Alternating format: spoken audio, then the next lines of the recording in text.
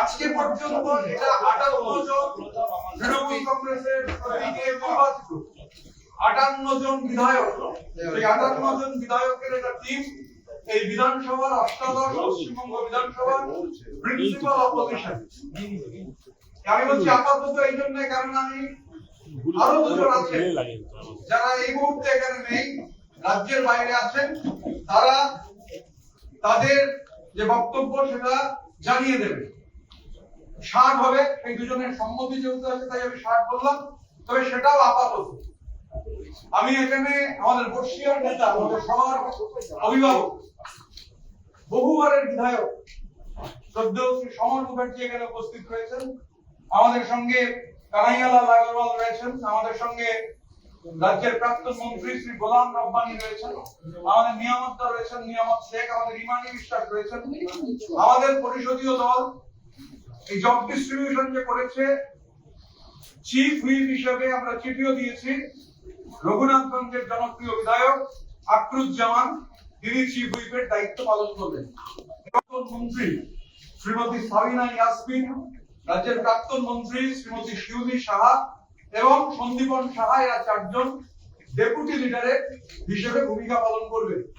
আমরা 58 জন বিধায়ক শুরুতেই বলেছি আপাতত তাদের সই করা সমর্থন, সেই সমর্থনের চিঠি রাজ্য বিধানসভার মাননীয় অধ্যক্ষকে আজকে দিয়েছিলাম। প্রায় সিংহভাগ বিধায়কই সশরীরে উপস্থিত ছিলেন। শারীরিকভাবে খুব অসুস্থ, যেমন হামিদুল রহমান, আপনারা দেখেছেন সংবাদপত্রে, হামিদুল্লাহ মিটিং আমাদের হওয়ার পর চলে যান, রতিনদাও মিটিং হওয়ার পর চলে যান। আজকে নবান্ন সভাঘরে সেখানে একটা মিটিং ছিল, মাননীয় মুখ্যমন্ত্রী তিনি প্রশাসনিক মিটিং, আমরা আপনাদের মাধ্যমে মাননীয় মুখ্যমন্ত্রীকে এই জন্য ধন্যবাদ জানাই যে তিনি সমস্ত বিরোধীদের ডেকেছিলেন। এবং এই যে 58 জন বিধায়ক আপাতত, যেমন হাওড়া গ্রামীণ জেলায় তৃণমূল কংগ্রেসের প্রতীকে নির্বাচিত হওয়া 9 জন বিধায়কের মধ্যে 8 জন এই মিটিং এ উপস্থিত ছিলেন। আমাদের দক্ষিণ 24 পরগনা জেলায় তৃণমূল কংগ্রেসের প্রতীকে নির্বাচিত হওয়া বিধায়কদের মধ্যে 15 জন এই মিটিং এ উপস্থিত ছিলেন। আমাদের কলকাতায় সন্দীপন, আমাদের এই 58 জনের মধ্যে সন্দীপন উপস্থিত ছিল। আমরা 15 আর 23 আর 24 এই 3টে জেলা, কলকাতা, হাওড়া এবং উত্তর 24 পরগনার আমাদের 58 জন যারা আছেন তার মধ্যে 24 জন আজকে আমরা মিটিং এ উপস্থিত ছিলাম। আমাদের বিরোধী বিধায়করা তারা নির্দিষ্টভাবে বক্তব্য রাখবার সুযোগ পেয়েছেন, আমরা এই ধরনের মিটিং কে সাধুবাদ জানাই।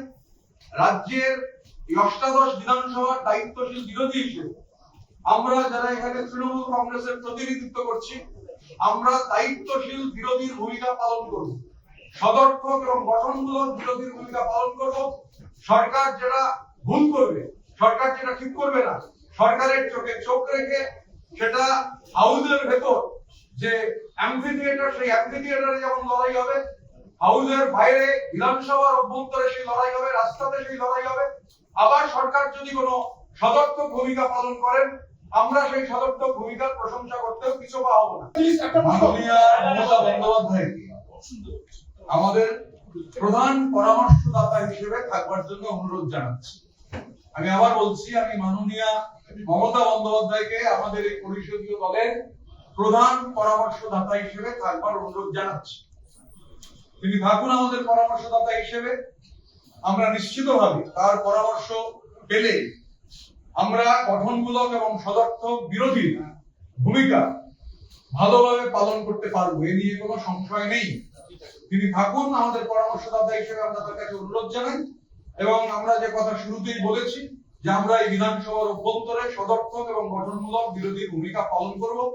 বিজেপির সঙ্গে চোখে চোখ রেখে আমরা কোনো অবস্থায় কোনো বিলে যখন ভোট হবে, আমাদের যদি মনে হয় আমরা বিলের বিরুদ্ধে ভোট দেবো, তো বিলের বিরুদ্ধে ভোট দেবো, ওয়াক আউট করে অন্য কাউকে সুযোগ সুবিধা করে দেবো না। বিজেপি বিরোধিতার প্রশ্নে আমি আবারও বলছি যে হয় বিলকে সমর্থন দেবো বা বিলকে বিরোধিতা করবো, এই অবস্থা হবে না যে ওয়াক আউট করে গিয়ে অ্যাবসলিউট নাম্বার কমিয়ে দেবো। এটা এই রাজনীতি আমরা করবো না। স্বাভাবিকভাবে সদর্থক এবং গঠনমূলক বিরোধী ভূমিকা আমরা পালন করতে চাই। এবং অনেকে জিজ্ঞাসা করছিলেন যে অভিষেক বন্দ্যোপাধ্যায়ের কি একটা চিঠির কথা, এই অষ্টাদশ পশ্চিমবঙ্গ বিধানসভার সঙ্গে অভিষেক বন্দ্যোপাধ্যায়ের কোনো সম্পর্ক নেই। অভিষেক বন্দ্যোপাধ্যায়ের সঙ্গে অষ্টাদশ পশ্চিমবঙ্গ বিধানসভার দূর দূরান্তের কোনো সম্পর্ক নেই। আমরা তৃণমূল কংগ্রেসের প্রতীকে 80 জন বিধায়ক তারা নির্বাচিত হয়েছেন, তার মধ্যে 60 জন বিধায়ক আপাতত মনে করেছেন রীতিনীতি মেনে যে এটাই হচ্ছে এই অষ্টাদশ বিধানসভার ভেতরে প্রিন্সিপাল অপোজিশন। এবং আমরা তৃণমূল কংগ্রেসকে রিপ্রেজেন্ট করছি, আমরা তৃণমূল কংগ্রেসের প্রতিনিধি হিসেবে এখানে রয়েছি এবং আমাদের চিফ হুইপ রাজ্যের প্রাক্তন মন্ত্রী একাধিকবারের বিধায়ক শ্রী আক্রুজ্জামান যে কথাটা বললেন সেটাই হচ্ছে মূল কথা। আমরা অনুরোধ করব যে মাননীয় মমতা বন্দ্যোপাধ্যায়কে আমাদের পরামর্শদাতা হিসেবে থেকে আমাদের গাইড করবার জন্য, তার গাইডেন্স নিয়ে আমরা আমাদের বিধানসভা এলাকার মানুষের মতামতকে নিয়ে কিভাবে উন্নয়ন করা যায়, কারণ মানুষ হচ্ছেন সব থেকে বড় প্রায়োরিটি। আমরা নিশ্চিতভাবে আমাদের এই কথাগুলো রাজ্য প্রশাসনের কাছে দাবি জানাবো যে আমাদের বিভিন্ন যে জেলা রয়েছে যেখানে বিরোধী বিধায়করা রয়েছে সেই জেলাগুলোতে প্রয়োজনে প্রশাসনের সঙ্গে বিরোধী বিধায়কদের আমাদের মনে হয়েছে আজকের মিটিং থেকে যেটা অনুরোধ করলে হবে, প্রশাসনের সঙ্গে বিরোধী বিধায়কদের মিটিং প্রয়োজন এবং আমরা এটা নিশ্চিত করতে পারি আমাদের এই যে 60 জনের ব্লক বিরোধী বিধায়করা যারা আছেন তারা এই ধরনের অ্যাডমিনিস্ট্রেটিভ মিটিং এ উপস্থিত থাকবেন। History has a nasty habit of repeating itself. অর্থাৎ ইতিহাস বারবার ঘুরে ফিরে আসে, এটাই তার বদ অভ্যাস। এই মমতা ব্যানার্জি একদিন 2016 সালের পর যখন কংগ্রেস বিরোধী দলের তকমা পেয়েছিল, সেই বিরোধী দলের তকমাকে ঘুচিয়ে দেওয়ার জন্য, বিরোধী দলের তকমাকে কেড়ে নেওয়ার জন্য গোটা দলটাকে ভাঙিয়ে ভয় ভীতি প্রলোভন দেখিয়ে সে তৃণমূল করতে বাধ্য করেছিল এবং বিধানসভার কোনো নিয়ম কানুন না মেনে যা খুশি তাই করে কংগ্রেস দলটাকে সে খতম করেছিল, চেষ্টা করেছিল খতম করার। কংগ্রেস দল তো শুধু এমএলএদের উপরে বেঁচে থাকে না। আজ দেখুন ইতিহাসের আরেক সন্ধিক্ষণে মমতা ব্যানার্জির দল সেইভাবেই খান খান হয়ে গিয়ে 80 জনের মধ্যে 59 জন না 60 জন বিধায়ক তারা বলছে আমরা আর তৃণমূল করব না।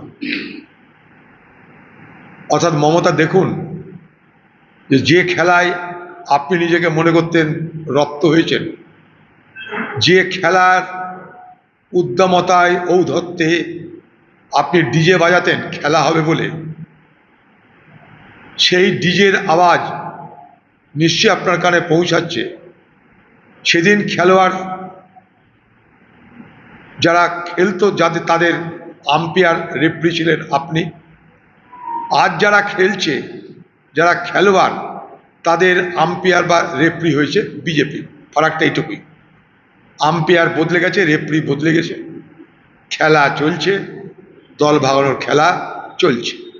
घटना प्रवाह जिस तरफ जा रही, देखिए क्या होता है, और यही हर्ष होना था। मैं पहले भी बोला था कि चुनाव है, अगर टीएमसी हार जाएगा तो पार्टी ही टुकड़ा टुकड़ा हो जाएगा। सबसे बड़ी बात है एक फैमिली पार्टी था, लोग वहाँ से निकलना चाह रहे हैं, डर के मारे नहीं निकल पाते थे। और जो माननीय प्रधानमंत्री ने बोला था ये परिवारवाद खत्म होना चाहिए, उसी दिशा में एक कदम है। तो लोग लगे हुए हैं, परिवारवाद से निकल के आ रहे हैं, अच्छा है, बढ़िया है। দেখা গেল যে মানুষ ভোট দিয়েছেন এবং বিজেপি বেশিরভাগ সংখ্যা জিতে গেছে বলে, যে সংখ্যা কম পড়তো তাহলে এরাই ছিল আগে থেকেই কথা বলা ছিল এদের মধ্যে একটা বড় অংশ যারা বিজেপিতে যোগ দিয়ে তার মেজরিটি করতে পারত। আর আমরা বলেছিলাম যে তৃণমূলকে ভোট দেওয়া এবং বিজেপিকে ভোট দেওয়া আলাদা নয়। সেখানে অনেকে মনে করেছিলেন না না মমতা আছেন, বাকি সব দেখেন। মমতা কে? এখন কোথায় সে? অভিষেক কে? কোথায় সে? কারণ একটা রাজনৈতিক দল যদি আদর্শ না থাকে, তার যদি একটা রাজনৈতিক লক্ষ্য না থাকে, যদি একটা মতাদর্শ না থাকে, তাহলে একটা ব্যক্তিকে, একটা পরিবারকে কেন্দ্র করে বা একটা নেগেটিভ একটা কোনো ব্যাপারে হইচই করে বা ক্ষমতা লিপ্সার জন্য, তাহলে ক্ষমতা একটা গ্লু যেখানে দাঁড়িয়ে সবাইকে জড়ো করবে। যখন ক্ষমতা থাকবে না, পুলিশ থাকবে না, আইপ্যাক থাকবে না, তখন চৌপাটে যাবে সেই দল। এখনও যে নতুন ব্লক বা দল যাই তৈরি করছে বলছো, তার লক্ষ্য কী? তার আদর্শ কী, তার পন্থা কী হবে, সে যদি না ঠিক হয় তাহলে সবসময় হোঁচট খেলেই কোন পথে যে চলি কোন কথায় যে বলি সেটা বলতে হবে। এটা চলছে কারা চালাচ্ছে। আমার দীর্ঘ রাজনৈতিক জীবনে আমি কেন ইতিহাসেও কোনোদিন দেখিনি, অভিজ্ঞতা কেন ইতিহাসেও কোনোদিন দেখিনি এরকম ন্যাক্কারজনক মুখ্যমন্ত্রী, ন্যাক্কারজনক স্পিকার, আর এরকম মানে ন্যাক্কারজনক আবার বিরোধী দল তৈরি হচ্ছিল, এটা কোনোদিন দেখিনি। যার ফলে এরকম আমাদের কাছে অস্বাভাবিক হচ্ছে, পাগলদের উন্মাদ হচ্ছে। আমি পদত্যাগ করবো না, কারণ আমি হারিনি। বিধানসভা বিরোধী দলের নেতাদের স্বীকৃতির জন্য যে নিয়ম সেটুকু মানবে না, কী হবে? তো এই যে ধরুন আজকে যে ঘটনাটা হলো যে ৮০ জন তৃণমূলের বিধায়ক, তাদের মধ্যে ৬০ জন আবার এসে দাবি করলো আমরাই আসল তৃণমূল, এই ঘটনাটাও বা ভারতীয় মানে বা বাংলা রাজনীতিতে কতটা নজিরবিহীন বলে মনে হয়? না, এটা তো যে পার্টির কোনো নীতি আদর্শ নেই, মিথ্যার উপর ভিত্তি করে যারা তৈরি হয়েছিল তাদের দলে তো এইটি হবে। পাগলের উন্মাদ তো হবে, পাগলের উন্মাদের কোনো কারণ পাওয়া যায়? এ তো পাগলের উন্মাদ তো কারণ পাওয়া যায় না। মুখ্যমন্ত্রী হিসাবে পাগলামি করেছে, স্পিকার যখন ছিল যা সে একটা ছোটিচাটা স্পিকার ছিল, আর এ তো তাই করেছে। তো এদের কাছ থেকে এটা স্বাভাবিক, কারণ এখানে কারণ খুঁজতেন, পাগল কেন পাগলামি করছে কারণ বলতে পারবে? কেউ বলতে পারবে যে কোনোদিন দেখেছি ইতিহাসে যে আমি হেরে যাওয়ার পর পদত্যাগ করবো না? ট্রাম্পকেও পদত্যাগ করতে হয়েছে। প্রথম কথা হচ্ছে দলের ভাবা উচিত, দল দিদির হাতে ছিল না, দিদির হাতের বাইরে বেরিয়ে গেছে, দল অন্য কেউ পরিচালনা করছিল। দিদির সিদ্ধান্ত, দলনেত্রীর সিদ্ধান্তকে তিনি চ্যালেঞ্জ করে পাল্টে দিয়েছেন, এমন অনেক উদাহরণ আমাদের কাছে আছে। বলার স্পেস ছিল না, বলতে পারিনি, বলতে দেওয়া হয়নি, অনেক বেদনা, দুঃখ, অভিমান চেপে রেখে নিশ্চিতভাবে নেত্রীর প্রতি বিন্দুমাত্র আমার অশ্রদ্ধা নেই। নেত্রী আমাদের অন্তরে ছিলেন, আছেন, থাকবেন। নেত্রীকে আমরা আমাদের অভিভাবক হিসেবে চাইব, তিনি গাইড করুন, অ্যাডভাইসার হন, মান্যতা দিয়ে আমাদেরকে কাছে টেনে কাজ করার সুযোগ করে দিন। তৃণমূল এখন শেষের দিকে, এবং এই দলে আগামী দিনে কে থাকবে কে থাকবে না ভগবানই জানেন, বা দলটা থাকবে না এটুকু আমি বলতে পারি। এখন কোন তৃণমূল হবে, কি বামপন্থী তৃণমূল নাকি ডানপন্থী তৃণমূল, সে তৃণমূলের লোকেরাই ঠিক করবে। কিন্তু মমতা বন্দ্যোপাধ্যায় বুঝতে পারছেন যে কর্মফল ফিরে আসে। সে সময় বিজেপি থেকে লোক নিয়ে গিয়ে এবং তার আগে সিপিএম থেকে লোক নিয়ে গিয়ে জোর করে জয়েন করানো পার্টিতে, এখন বুঝতে পারছেন যে তার সেই সাধের পার্টি, সেই পার্টির বিধায়করাই হাতছাড়া হয়ে গেল তার। কিন্তু দাদা এই মুহূর্তে আরেকটা যেটা প্রশ্ন সেটা হচ্ছে যে যে ৬০ জন আজকে সই করে জমা দিলেন তার বাইরে যে ২০ জন রয়েছেন, তাহলে তাদের স্ট্যাটাসটা কি দাঁড়ালো? তারা কি তৃণমূল বিধায়ক না নির্দল বিধায়ক? দেখুন, এটা তো স্পিকার তার রুলিং দেবে। হুম। তারা স্বাভাবিকভাবে তারা দল বদল করেনি, তারা তৃণমূল কংগ্রেসেই আছে। আর তারা বিরোধী দলনেতা পাবে না, কারণ ৩০ জন নেই। ৩০ জন থাকলে পরে তাদেরও সেই অধিকার থাকতো বিরোধী দলনেতা চয়নে অংশগ্রহণ করার। ফলো করুন সংবাদ প্রতিদিন ডিজিটাল।